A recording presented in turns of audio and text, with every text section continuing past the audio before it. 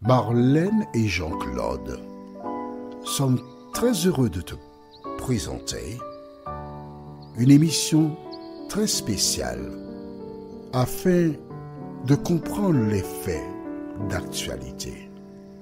Merci pour ta fidélité. C'est toujours avec joie que je te retrouve. La joie qui ne se trouve qu'en Jésus de Nazareth. Lorsque tu acceptes ce Sauveur dans ta vie, tu ne peux pas être austère parce que le Saint-Esprit te transforme. Nous avons vu précédemment la guerre. Je te rappelle que cette série de 31 études possède un thème. Le thème, c'est le baptême. Nous avons vu précédemment comment l'ennemi a trompé Ève dans le jardin d'Éden, et à partir de ce moment, il y a eu un fossé entre l'homme et Dieu. Et il fallait d'une réconciliation. Aujourd'hui, nous verrons le pardon. Nous avons deux références bibliques.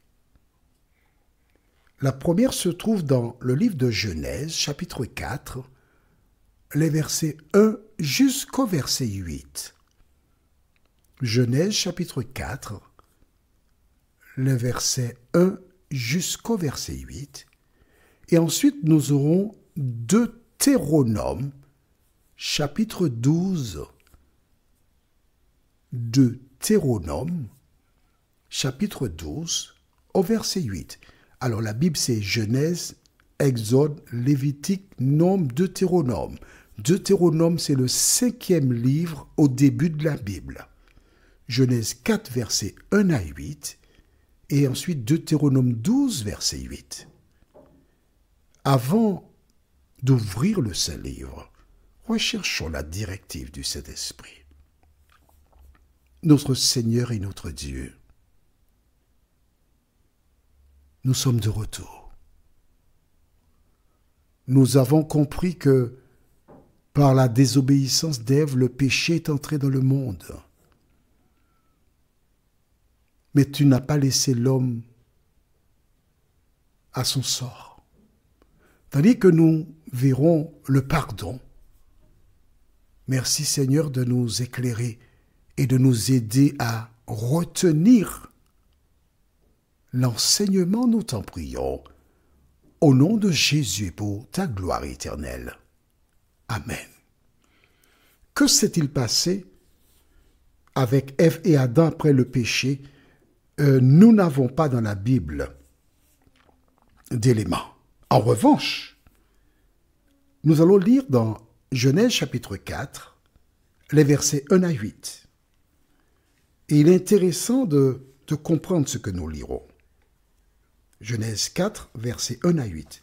Je rappelle que je voudrais que tu lises en même temps que moi. Il ne faut pas m'écouter, parce que si tu m'écoutes, tu risques de t'endormir. En revanche, si tu lis en même temps que moi, le sommeil ne pourra pas t'emporter. Lisons. L'homme s'unit. Alors, je lis toujours dans Parole de vie. L'homme s'unit à Ève, sa femme. Elle devient enceinte et elle met au monde Caïn. Puis elle dit, avec l'aide du Seigneur, j'ai donné la vie à un petit homme. Elle met aussi au monde Abel, le frère de Caïn. Abel devint berger et Caïn cultive la terre. À la fin de l'année, Caïn apporte quelques récoltes du champ. Il les offre au Seigneur. De son côté, Abel apporte les premiers agneaux de son troupeau. Et il offre au Seigneur les meilleurs morceaux.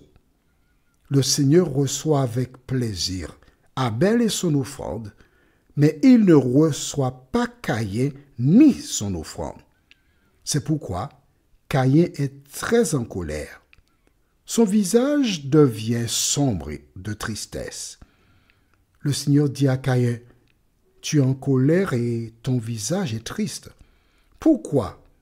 Si tu agis bien, tu peux te remets debout. Si tu n'agis pas bien, le péché est comme un animal couché à ta porte. Il t'attend en cachette, prêt à t'attraper. Mais toi, sois plus fort que lui. Caïn dit à son frère Abel, sortons dehors dans les champs. Caïn se jeta sur son frère Abel et il le tue. Le premier crime. Comment comprendre cela? Alors attention, tu as un cahier, il faudra le remplir. Dieu a dit dans le jardin d'Éden que la postérité de la femme écrasera la tête du serpent, ou le diable. Le diable sait donc que ses jours sont comptés. Qu'un enfant qui naîtra, un descendant d'Ève et d'Adam, le tuera. Et il est aux aguets. Voici les deux frères, Caïn et Abel, qui vont offrir un sacrifice. Caïn donne, il est agriculteur, il donne des fruits et des légumes, tandis qu'Abel donne un agneau. Quel animal fallait-il offrir? Le savait-il? Bien sûr. Pourquoi? Parce que l'animal qui était offert en sacrifice représentait le moyen pour obtenir le pardon. N'oublie pas cela. Caïn a voulu donner à Dieu ce qu'il voulait, ce qu'il avait envie de donner. Abel a donné ce que Dieu avait demandé, un agneau. Ne t'en fais pas. D'ici quelques études, nous allons lire cela dans la Bible, tu comprendras un peu mieux. Déjà, dès la prochaine étude, tu auras une petite idée. D'accord? Fais-moi confiance. Mets ta main dans la mienne et puis ne me lâche pas. Avançons ensemble. Caïn représente les forces du mal.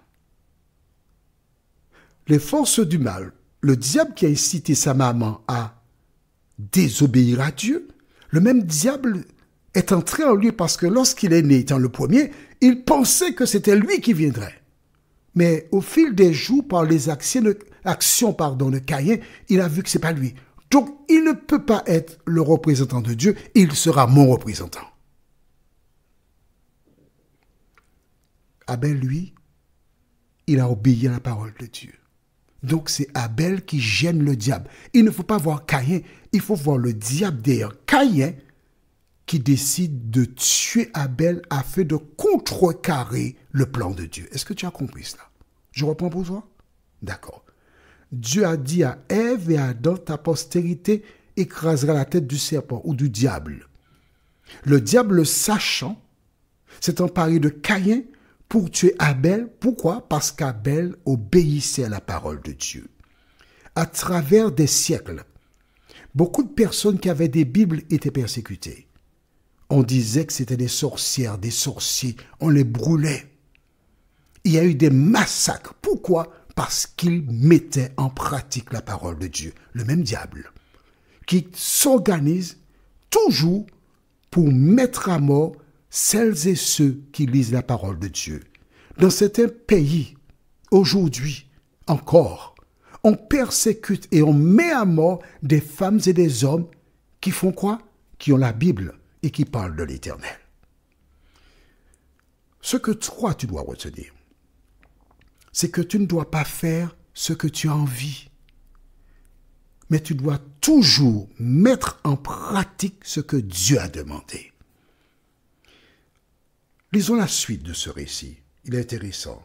Donc, toujours dans Genèse chapitre 4, verset 9 et suivant.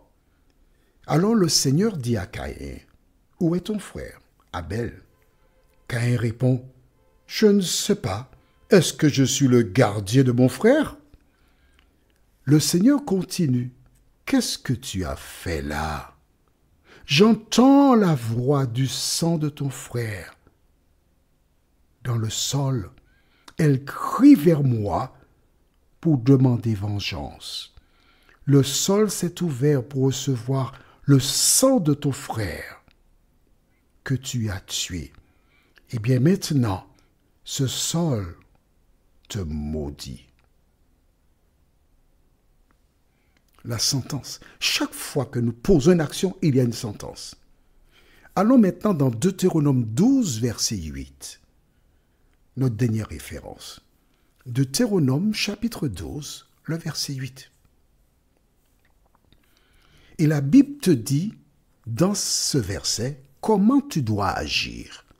Deutéronome chapitre 12, verset 8 déclare, « Vous n'agirez pas comme nous le faisons maintenant ici, où chacun fait ce qui lui semble bon. » Amen. Il y a une norme. Et la Bible déclare que tu ne dois pas agir comme bon te semble. Caïn a donné à Dieu ce qu'il voulait. Et nous voyons que Dieu n'a pas accepté son sacrifice, son don. Mais il a accepté celui d'Abel. Que dois-tu faire? À compter de maintenant, à compter d'aujourd'hui, ne donne pas à Dieu ce dont tu as envie. Ne donne pas à Dieu ce qui te fait plaisir. Mais cherche à connaître sa volonté. Et présente-lui ce qu'il t'a demandé. Il sait pourquoi. Il y a fort longtemps, quand j'étais enfant, et qu'il fallait cuisiner, on me donnait une petite liste de commissions. On me disait, bon, tu iras acheter du riz, des haricots, et moi j'aime beaucoup les lentilles. Je mange de tout, hein? D'accord. Mais imagine que j'arrive à la boutique, j'ai sur ma petite feuille 500 grammes d'haricots rouges et 500 grammes de riz, et au lieu de passer cette commande, je dis, je veux 500 grammes de riz et 500 grammes de lentilles. Et je ramène ça pour ma maman. Acceptera-t-elle les 500 grammes de lentilles alors qu'elle m'a demandé 500 grammes d'haricots rouges? Mais non. Parce que probablement, elle avait l'intention de faire des dombrés. Dombrés, c'est quelque chose que l'on prépare avec des haricots rouges à base de farine de froment, des petites boulettes. Dans les boulettes, on met parfois certaines choses, végétariennes ou carnées, et on cuisine cela, c'est très bon. Et pour réaliser le dombré, elle a besoin d'haricots rouges, mais moi j'amène des lentilles. Acceptera-t-elle? Pas du tout. Mon devoir, c'est d'obéir à l'ordre que ma maman m'a donné. Qu'en est-il de Dieu? Quel est ton devoir vis-à-vis de lui? Prions. Notre Seigneur et notre Dieu, merci pour la parole. Merci de nous aider à garder à l'esprit que toutes les fois que tu parles, l'ennemi vient pour nous inciter à désobéir à ta parole.